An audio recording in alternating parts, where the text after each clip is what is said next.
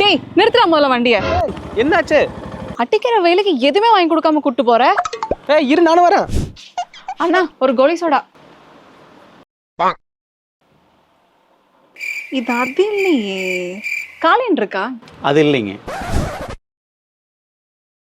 அண்ணா ஒரு கோலி சோடா. இதுவா?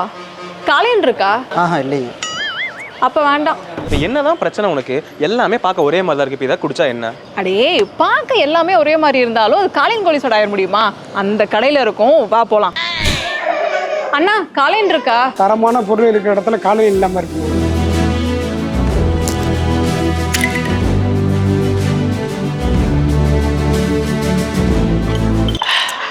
இது செமையா இருக்கு.